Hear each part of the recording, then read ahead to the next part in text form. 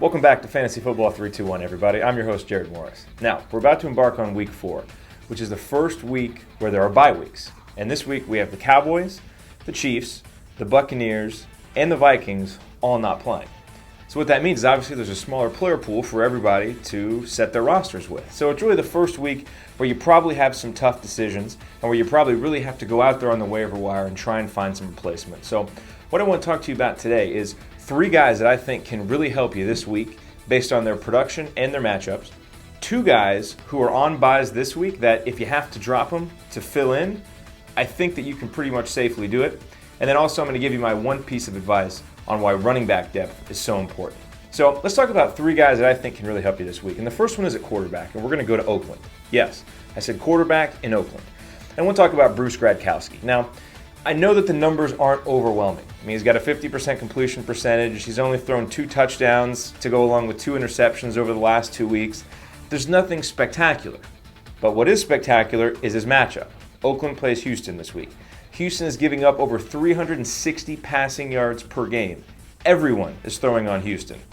They've also given up 6 touchdowns and haven't gotten 1 interception yet. So, don't expect Tony Romo type numbers. Don't expect Donovan McNabb type numbers from Gradkowski. But he's certainly capable of putting up 250, 275 yards, a couple touchdowns. He has a nice rapport going right now with Lewis Murphy, with Zach Miller, and even with Darren McFadden out of the backfield. I like Gradkowski this week, even have him ranked in my top 15. At running back, let's go to Cleveland and talk about Peyton Hillis. Now, I have to eat some crow because I talked all preseason and all through the first 2 weeks about how the Browns need to give the ball to Jerome Harrison based on what he did at the end of the year last year. Well, you know what we're finding is that the Browns just have a pretty good offensive line to run behind. And Hillis, this is a guy, he's not totally coming out of nowhere. He has a yard per carry average of 5.1 for his career. And here's a little trivia for you. Guess who Hillis played behind in college? He went to Arkansas, played behind Darren McFadden and Felix Jones. So if you want to know why he kind of came out of nowhere, that's why. The guy's kind of been overshadowed. Now that he's getting his chance, he is taking it and running with it. And he did that a lot last week against Baltimore, who supposedly has a pretty good run defense, and Hillis gashed him for 140-plus yards, and he even led the Browns in receptions. So he's going to get value out of the backfield. As a receiver, he's obviously going to be getting 20 to 25 carries per game now. And with the Browns really, really limited on offense, look for them to ride Hillis. Let him help your fantasy team. Okay? Now, the third guy is a tight end, Aaron Hernandez. You know that I don't like recommending rookies. I don't trust them. But the numbers don't lie right now. Hernandez has 6 catches in each of the past 2 weeks, and he led the Patriots in receptions. That's right. A team that has Randy Moss and Wes Welker, Hernandez led them in receptions last week. This week, on Monday night, he goes up against a Miami Dolphins team that's given up big days to tight ends the last 2 weeks. Visante Shenko had 6 catches and 80-plus yards in week 2. And then last week, Dustin Keller killed him on Sunday Night Football with 2 touchdowns. So look for Hernandez to have a big week if you're looking to fill in for maybe Jason Witten or maybe Shenko at your tight end position. Now, the question always becomes during the bye weeks, well, I have this guy on bye. Should I drop him to fill in another slot? Here are 2 guys that you can feel comfortable dropping. And the first one is Bernard Berrian. And I don't want to waste a whole lot more time talking about this guy because I've already wasted enough talking about him in a previous video. He is garbage right now. I think he has 5 catches on the season. That's awful. With Sidney Rice out, Berrian was supposed to be the guy to step up and be the deep threat. He hasn't done it. Plus, his home game against Detroit, which should be the day where he really stepped up, is already gone. Drop him, feel okay with it.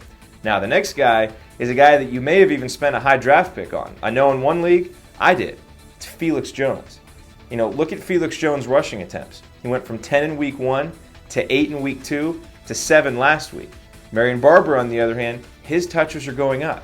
Also look at the yards per carry. Jones was over 8 yards per carry as a rookie. Last year, he was over 5 yards. This year, 4 yards per carry. And there's a lot of talk that, Jones tried to put on some weight. He tried to bulk up so that he could be more of a feature back, but he's lost some of that explosiveness. And right now, he's just not an integral part of the Cowboys offense. Now, I wouldn't want to drop Felix Jones. Don't get me wrong. I still think there's some value there. Obviously, if there's an injury to Marion Barber, Jones' value increases. But if you have to, if you need somebody to play for you in week 4, I'm giving you the okay to drop Felix Jones because right now he hasn't shown enough that he's going to be worthy of a roster spot moving forward.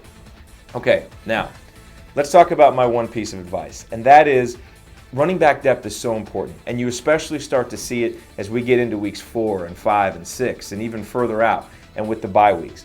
The injuries start to stack up. I mean, look at this week. Steven Jackson is questionable. We don't know about Ray Rice. We don't know about Javid Best, and it's only going to continue. Running back is a hard job. That's why so many NFL teams go to that two-headed running back monster, because guys get dinged up, they get hurt. Whereas at wide receiver, injuries don't happen quite as much. Sure, you got Andre Johnson banged up a little bit right now and a few other guys, Pierre Garçon, but wide receiver obviously just isn't as physical as running back. So if it's, if you're questioning whether you should drop a receiver, whether you should drop a running back, hold on to running backs. Guys like Ricky Williams, who haven't really done much so far, they still have value. Because as the season goes on, the Dolphins are going to want to split up those carries between Williams, between Brown, and plus with the bye weeks, you may have a couple running backs get injured, and you need somebody who, hey, he may only get 10 to 15 carries, but there's value there. So the point is, running back depth as you move on through the season is more important than wide receiver depth. And make sure you understand that as you're making your add-drop decisions. All right, everybody. That is this week's episode of Fantasy Football 321. Stop by at MSF Fantasy Sports. We've got the Week 4 rankings. We've got the Stardom Sit 'em. We'll have our live chats. Ask any questions that you want. Our goal is to help you win. Let's make it happen.